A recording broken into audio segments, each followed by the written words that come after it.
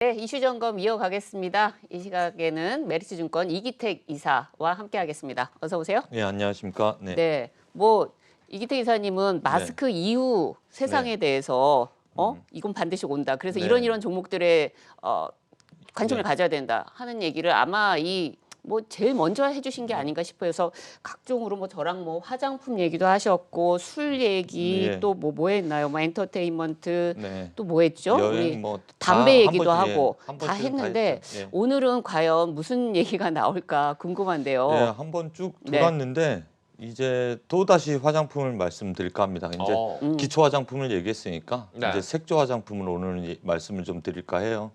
그러니까 마스크를 벗으면 이제 마스크 때문에 피부가 거칠어졌으니까 네. 뭐 이제 마스크를 벗으면 얼굴이 전면 다 드러나야 되기 때문에 좀 더 디테일하게 색조를 하지 네. 않을까. 뭐 이거는 그냥 투자 관점이라기보단 네. 앞으로 실적이 좋아졌는데 앞으로 얼마나 더 좋아질까에 대한 이야기를 좀 해드릴까요? 이제 화장을 하고가 아니라 화장을 고치고 예를 말씀을 드릴까 합니다. 아니 또 그리고 네. 이번 주 들어서 이제 특히나 이제 뭐 가치주 얘기 많이 나오고 있잖아요. 네네네네. 그래서 이제 또 인플레이션 뭐 네네네. 우려 이거 음식료, 있으면서 예. 네. 이거에 조금 이제 뭐 방어적이라고 할까요? 이런 네. 부분들도 찾다 보니까 이런 화장품이라든가 이런 쪽으로 조금 더 또 이렇게 몰리는 네. 분위기가 있는데 실적이 숨어져 있었는데 기대를 많이 안 했죠. 사실은 기대할 폭도 크지 않았는데 의외로 화장품 쪽에서 중국 쪽에서 커져나가면서 화장품 쪽에서 실적이 상당히 몇몇 종목이 잘 나왔다 그렇게 평가를 할 수가 있겠고요.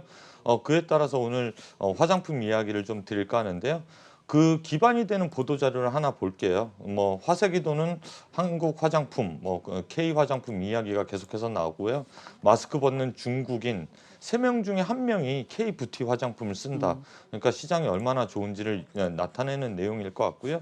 그 다음에 왕홍이라고 제가 저번에 한번 말씀드렸어요. 틱톡이라든가 SNS를 통해서 중국에서 이제 자기네들이 인터넷 판매를 하고 있는 것인데 사실 왕홍이 국내 화장품을 상당히 잘 팔고 있고 자체 브랜드 OEM, ODM을 잘 하고 있다라고 해서 제가 일전에 기초 화장품에서는 네. 어디를 좀 보자라고 말씀을 드렸는데 그 다음에 데이터를 하나 보여드릴게요. 중국 화장품 시장 규모와 성장률인데요. 2019년도까지 10%대에서 14%에 육박하는 성장을 보였고요. 작년에는 사실 마스크 때문에 그다지 네. 크게 성장을 못했는데 올해서부터 25년도까지 10%대 이상의 성장을 계속해서 꾸준하게 보여줄 것 같은데 이거에 대한 궁금함이 있을 것 같아요. 소비 수준이라든가 소득이 늘어야 여성분들이 화장품을 사고 화장을 하지 않겠나. 그리고 남성분들도 요즘에 화장을 한다고 하니 그런 것들이 늘지 않겠나라고 할 텐데 사실 그것보다 중요한 게 이게 중국 1인당 색조 화장품 구매액입니다. 이게 2019년도인데 우리나라보단 일선 도시가 절반 정도뿐이 쓰지 않고 있고요. 중국에서 이제 2, 3선 도시까지 퍼지게 된다라고 하면 중국 전체적으로 아직 성장은 5배 정도, 국내 정도 올라오려면 5배 정도 성장해야 된다라는 데이터가 되겠습니다. 일본, 미국, 한국이 글로벌리 가장 큰 화장품 시장이고요. 중국, 일본, 미국이요. 그리고 이제 한국은 거기에 궤를 같이 하는 수출 주도 국가다 그렇게 보시면 되겠습니다. 여기서 1선 도시, 2선 도시 이렇게 나왔는데 이게 네. 뭔가요? 왜냐하면 중국은 1선 도시라고 하고 약간 위성 도시 같은 2선 도시, 3선 도시 이렇게 네. 나눠져 있잖아요. 근데 1선 도시는 아무래도 우리나라 이제 수도 같은 그런 도시이기 때문에 소득 수준이 상당히 높아서 이 그래프에서도 봐서 소득 수준이 높으니까 화장품을 지출을 좀 한다라는 네. 거고요. 지금 이제 중국이 경기 부양책은 3선 도시까지 상당히 큰 폭으로 인프라 투자를 해서 이제 인구 분산하려고 하는 노력들이 있기 때문에 이 3선 도시도 소득 수준이 올라오면 어느 정도 화장품 구매액이 올라갈 수 있다라는 네. 데이터로 이해하시면 되겠습니다. 뭐 네. 최근에 저도 뉴스를 좀 찾아봤더니 화장품 시장은 아무래도 뭐 방금 얘기해 주신 것처럼 중국 시장이 가장 큰 역할을 좀 미친다. 네. 근데 요즘 젊은 사람들이 좀 트렌드를 좀 이용하면서 소비 트렌드 중에 소셜 전자상거래 쪽에 상당히 네, 많이 늘어났다. 맞습니다. 이런 뉴스가 좀 나오고 네. 있더라고요. 어떻게 보면 25년까지 이제 42.6%까지 좀 확대될 네. 전망을 좀 보이고 있다. 그 중에서도 남자분들 네. 저는 뭐 방송 때문에 화장을 좀 하는 거지만 네, 네, 네. 중국인들 중에서도 남성분들이 하는 게 2020년도 기준에서 추정치긴 하지만 한 2조 한 8천억 정도를 네, 네, 네. 쓰고 있다. 근데 네. 이게 기초랑 뭐 색조랑 다 합쳐서인 거잖아요. 네, 맞습니다. 색조가 좀 차지하는 비중이 훨씬 더 많이 늘어나는 건가요? 아니요, 그럴 리는 없죠. 남성분들은 색조가 늘어나지는 않고요. 여성분들이 색조가 늘어나는데 오늘의 컨셉은 아마 틱톡이나 그런 데서 보시면 여성분들이 중국 여성분들이 네. 화장을 하는데 얼굴이 확 바뀌어요. 그러니까 아, 그 비슷할 이전에 수가 그분을 있군요. 몰라볼 정도로 네. 색조 화장 기술이 뛰어나시거든요. 아, 그러니까 요즘 그런 틱톡이 유행이긴 하더라고요. 예, 근데 네. 도화지에 그림을 그려도 저렇게 잘 그리진 못하실 텐데 얼굴에 그림을 그렇게 잘 그리시더라고요. 그래서 어. 제가 볼 땐 미의 기준이 약간 저희가 약간 익숙한 동양인들의 미의 기준이 케이팝 스타들의 미의 기준으로 네. 좀 온 것 같고 그들이 사용하는 화장품에 대한 선호도가 상당히 올라가고 있다. 그렇게 이해를 하실 수가 있겠습니다. 자, 뭐 최근에 아무래도 화장품 관련해서 주가 흐름들이 좋지 못했던 건 사실이었던 거고 그 외에도 이제 움직이는 몇몇 종목들만 좀 있었잖아요. 네. 그 중에 탑픽으로 본다는 건 뭐 아무래도 이제 뭐 아모레 퍼시픽 정도가 네. 상당히 좀 잘 올라왔었고 뭐 코스맥스 같은 것도 잘 올라오다가 좀 그렇죠. 이슈가 네. 좀 있었었고 오늘 또 기대가 되네요. 네. 어떤 쪽으로 또 가지고 오셨는지. 오늘은 그래서 이제 색조 하면 대표 주자죠. 국내 브랜드를 갖고 있는 클리오라는 종목을 들고 나왔습니다. 클리오는 이제 아시는 분은 아시겠지만 쿠션이 상당히 유명해요. 여성분들 사이에서 쿠션을 잘 사용하시는 분들이 있는데 쿠션 시장 점유율이 상당히 높은 기업이고요. 국내 이제 보시면 이제 국내에서 글로벌로 온라인 기초 매출을 확충하고 있다라는 보도 자료가 있는데 이게 이제 이 다음 데이터를 보면 더 놀랍습니다. 아까 얘기하셨던 질문에 대한 부합하는 그런 장표인데요.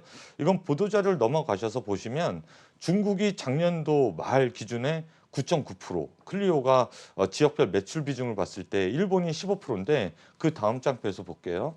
중국이 9.9%에서 16.5%까지 올라갑니다. 네. 그러니까 국내가 68.4%에서 50%로 줄어들거든요. 그러니까 그만큼 글로벌리하게 아까 가장 큰 시장이 일본하고 미국하고 중국인데 중국을 꽉 잡았다. 그리고 색조 화장품이 상당히 늘고 있다. 그렇게 이해를 하시면 될 텐데 아시겠지만 뭐 백신을 맞고 치료제 효과 때문에 백신 효과 때문에 일상생활을 하면 마스크 벗으면 색조를 더 할 수밖에 없는 환경이 되지 않겠나 그렇게 이해하시면 되겠습니다. 저는 또 궁금한 게 하나예요. 뭐 색조든 기초든 어쨌든 화장품 원료들이 좀 필요한 회사인 건 사실이잖아요. 네네. 화장품 원료 회사 관련해서는 어떻게 좀 보고 계세요? 상당히 좋죠. 지금 어닝 서프라이즈 나왔던 기업들을 어저께까지 보면 원료서부터 그 기초서부터 원료서부터 케이스까지 화장품 케이스 연우라든가 네. 그런 종목도 어닝 서프라이즈가 나왔거든요. 근데 제가 오늘 뭐 그중에 탑픽이 뭐냐라고 했을 때 네. 클리오를 말씀드린 건데 뭐 케이스라든가 기초 소재라든가 그런 부분까지 그리고 OEM, ODM을 하는 코스맥스까지 상당히 호실적을 보였다라고 보시면 되겠는데 여기서 또 하나의 힌트가 있습니다. 클리오를 볼 때 최근에 아까 코스맥스가 주가가 좋다가 삐그덕했다라는 이슈가 있었다고 하셨는데 네네. 그 이슈가 뭐냐면 유상증자예요. 근데 그 그랬죠. 유상증자를 하면서 한 가지 힌트를 줬는데 팔레트를 만들 증설을 하기 위해서 유상증자를 한다라는 코멘트가 있었거든요. 네네. 팔레트라는 건 여성분들 색조 화장에 들어가는 팔레트를 얘기하는 거거든요. 그러니까 색조 쪽을 좀 강화하기 위해서 그런다는 네. 거네요. 그러니까 이쪽에 주문이 밀려들고 있어서 난 유중해서 그거에 대한 대응을 할 거야. 이런 코멘트를 코스맥스에서 했다. 그렇게 보시면 되겠습니다. 네. 그러면 우선 먼저 이제 클리오 매매 전략 먼저 좀 네. 들어보죠.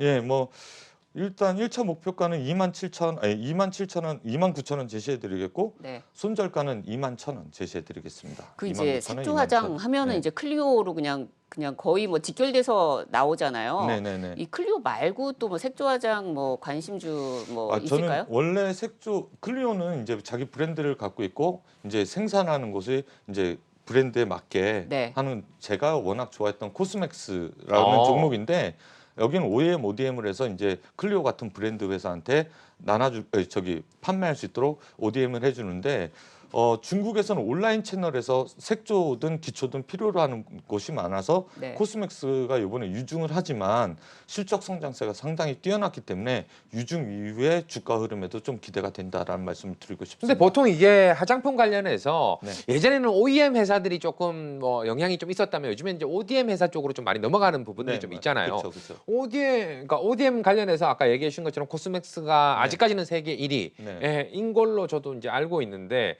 뭐 그쪽 분야로 봤을 때는 좀 어떠세요? 상당히 좋죠. 왜 그러냐면 중국에서 온라인 그리고 아까 전에 말씀드렸듯이 3명 중에 1명이 한국 화장품을 쓴다라고 했을 때 그 화장품 제조를 어디서 하냐? 코스맥스에서 하는 거거든요. 네. 온라인이 성장했다라고 하면 온라인 판매 회사가 공장을 갖고 있을 리가 없잖아요. 그러면 그렇죠. 자기 브랜드를 자기가 개발해서 연구소도 없을 거예요. R&D도 못 할 거거든요. 그렇다라고 하면 코스맥스에서 제안해서 이런 브랜드로 이런 컨셉으로 이런 화장품을 만들면 잘 팔릴 거야라고 제안을 해서 네. 그 제안이 먹혔다는 뜻이거든요. 그렇죠. 그래서 온라인 매출 비중이 그렇게 성장했다는 거고 왕홍들이 그렇게 돈을 벌었다는 뜻이기 때문에 네. 코스맥스의 주가 흐름은 하반기에도 기대된다 그렇게 볼 수가 있겠습니다. 조금 뭐 다른 얘기긴 하지만 진짜 네. 요즘은 OEM이라는 게 경쟁력이 된 것 같아요. 주가에 특히나 네, 뭐 네, 네. 반도체 파운더리도 네, 그렇고 그렇습니다. 뭐 이 코스맥스도 화장품의 어쨌든 OEM이고 또 우리 말씀 주셨던 곰표 맥주 만드는 네. 그 CU의 예, 뭐 그 롯데칠성. 예. 그러니까 롯데실성도 그렇고 그래서 참 이 세상이 이 부가가치라는 게 그때그때 달라질 수 있다라는 생각을 좀 네. 해보게 됩니다. 네. 네, 오늘도 마스크 이후 세상 잘 들었습니다. 네, 감사합니다. 네. 네. 자, 근데 우리가 지금 인사를 살짝 하긴 했지만 특징주를 좀 들어봐야 되지 않을까라는 생각이 좀 있어요. 저희가 네. 먼저 보내드리려고 그랬네요. 예. 질문이 그 워낙 우리 많아서. 이해수 캐스터. 네. 앞두고도 계속해서 힘을 내주고 있는 시장입니다. 대만 즉시 역시나 계속해서 반등세 주고 있고요. 코스피 코스닥 역시나 강한 상승세 이어가고 있습니다. 자, 수급적인 특징주 하나씩 확인해 보도록 하죠. 대우건설입니다. 오늘 수급적으로 금융투자 중심의 기관 매수가 확실히 지수 상승을 주도하고 있는데요. 무엇을 사나 봤더니 전기전자 가장 많이 사고 있고 그 다음 운수장비, 화학, 금융 골고루 담고 있습니다. 외국인 기관 모두 건설업종의 매수량이 크진 않은 가운데 이 대우건설이 동시 순매수 1위라는 부분 굉장히 특징적인데요. 기관은 4일 연속 사고 있고요. 외국인은 오늘 매수 전환을 했습니다. 1분기 컨센을 크게 상회한 성적을 내놓은 대우건설, 재건축 수혜와 맞물려 주가 향방 주목해 보시면 좋겠습니다. 자, 그리고 오늘의 테마는 주택입니다. 오늘 모처럼 움직이는 거는 대우건설뿐만이 아니죠. 건설주, 시멘트주 모두 상승하고 있는데요. 4월 재보궐선거 이후 상대적으로 쉬어갔던 재건축 수혜 기대주들이 오늘 다시금 시장에서 주목을 받고 있습니다. 이 서울시장의 재개발 규제 완화 대책 발표 이후 관련 종목들 함께 강하게 움직여주는 하루입니다. 자, 그리고 이슈 종목 제넥신 확인해 보시죠. 제넥신이 개발하고 있는 코로나 백신 위탁 생산을 한미약품이 맡기로 했습니다. 이 제넥신이 개발하는 코로나 백신은 mRNA랑은 또 다르죠. DNA 백신으로 T세포 반응을 활성화를 시켜서 예방 효과를 나타내게 하는 백신인데요. 이번 공시를 통해 제넥신의 코로나 백신이 진짜 승인을 받는 게 아닌지 시장에서 관심이 커지면서 제넥신, 한미약품 모두 정오 부근에서 급등을 했고요. 현재는 역시나 상승폭 고점 대비 둔화된 모습입니다. 윗골이 길게 단 모습, 한미약품은 4% 가까이 상승세 유지해주고 있습니다. 자, 마지막 리포트 종목은 SL입니다. 역시나 실적 매우 잘 나왔습니다. 키움증권에서는 1분기 어닝 서프라이즈에 더해서 실적이 추가적으로 개선될 가능성이 높다라면서 목표가 4만 원으로 상향 조정을 했습니다. 자, 이렇게 카테고리별로 4가지 종목을 꼽아봤는데요. 대표님이 보시기에는 오늘 어떤 종목 매매 전략 들고 가보면 좋을까요? 예, 뭐 저는 건설과 건설 기자재를 좀 말씀드리고 싶은데요. 건설과 건설 기자재 같은 경우는 올 하반기 그리고 내년도까지 계속해서 모멘텀이 나타날 것 같아요. 저번에도 건설 기자재 쪽에서 제가 자료를 갖고 나서 설명을 드린 적이 있는데 지금이 끝이 아니다라는 평가를 먼저 드리고 싶고요. 재개발, 재건축 같은 경우는 국내 건설이죠. 근데 국내 건설사, 대형 건설사, 그러니까 누가 봐도 내가 이 자리에서 아파트를 질 때 어떤 브랜드를 달 거야라고 했을 때 여러분들이 떠올리시는 그 아파트 브랜드를 달고 싶어 할 겁니다. 그렇기 때문에 특히 국내 5개 건설사들의 브랜드, 파워, 위치를 좀 생각하시고 그쪽에서 투자를 하셨으면 좋겠다라고 말씀을 드리고 싶고요. 그리고 재개발, 재건축이 더 확대되고 부동산 대책이 계속해서 나올 수밖에 없는 건 내년에 또 대선이 있습니다. 서울시장 선거 그리고 지방 선거 때도 이 정도인데 대선 정도면 어느 정도 공약이 나오겠습니까? 그렇다라고 하면 건설 기자재 쪽은 꼭 보셔야 된다는 말씀 드리고 싶습니다. 네, 이번에는 진짜 보내드리겠습니다. 이기태 기사님 수고하셨습니다. 네, 감사합니다.